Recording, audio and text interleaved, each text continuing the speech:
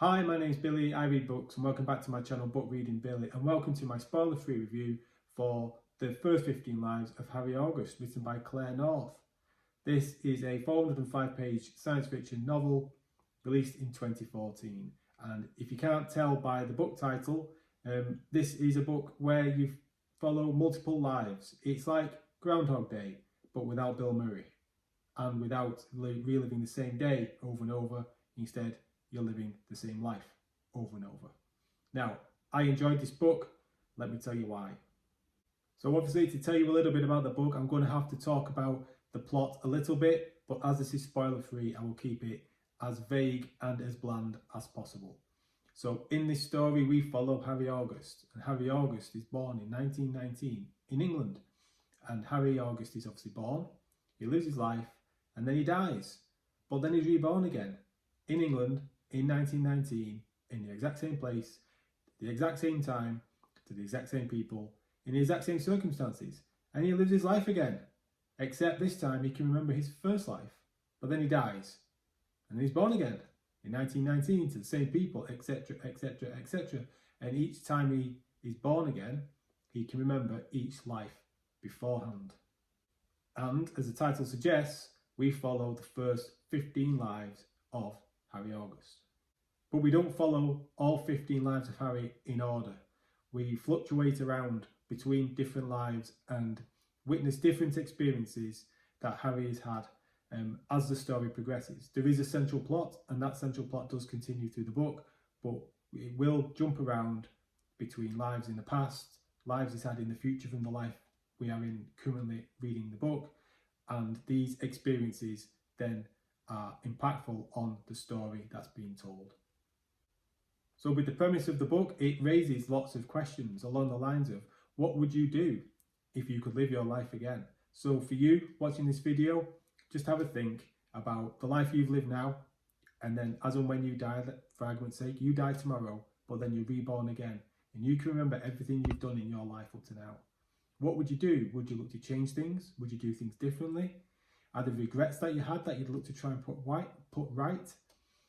What about when this is your fifth life or sixth life? Would you be bored? If you've lived your life for good all this time, would you live a life where you're going to be a bit bad? If you've lived a life of sobriety, would you have a life of debauchery, for example? It raises lots of questions.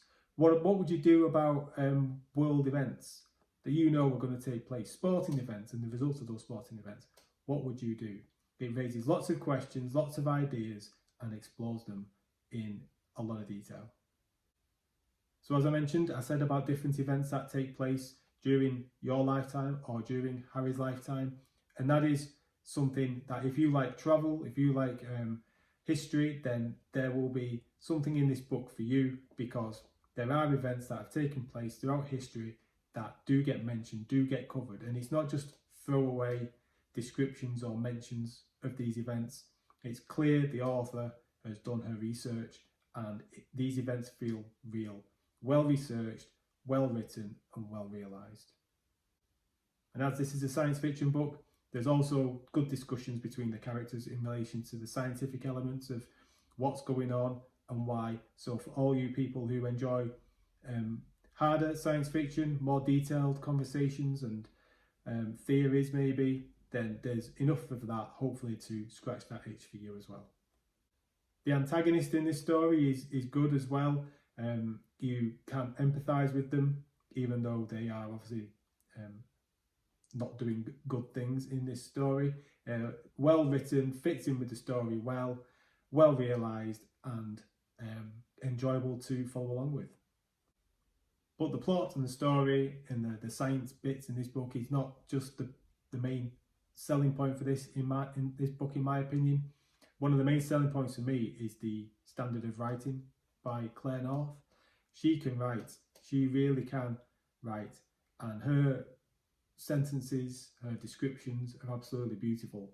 I don't know how many times you've read a book where someone's describing the night sky, the stars in the sky, or whatever. Well, Claire North can describe that beautifully. Have you ever read anybody climbing up a tree to get over a wall? Well, Claire North can describe that in wonderful descriptive detail.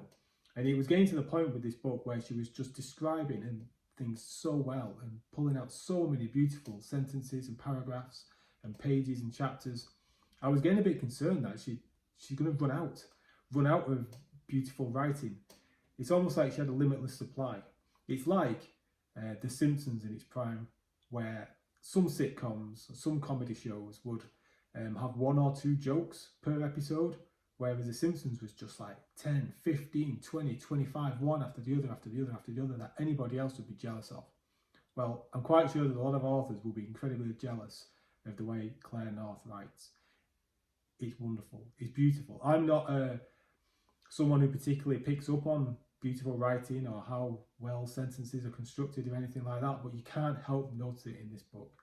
And I don't know about you, but if you go on Goodreads, sometimes there's quotes, isn't there, that when you open up the app or whatever it is, and there was one that's on there that reminds me of this book. Oh, sorry, when I was reading this book, I thought of that quote.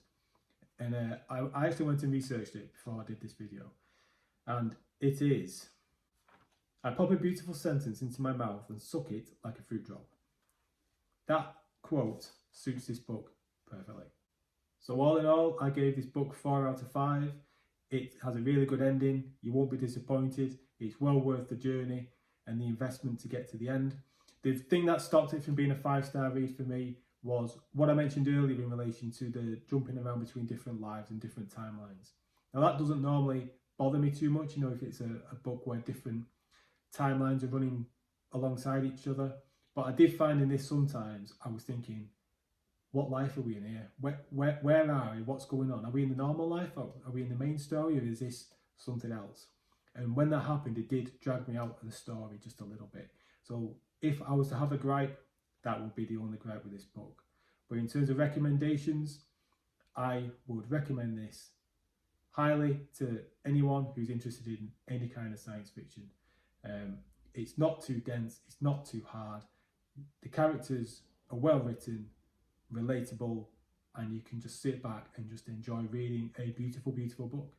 So 4 out of 5, go and pick it up. Please like this video, subscribe to the channel, and I'll see you again in the next video. Take care, bye bye.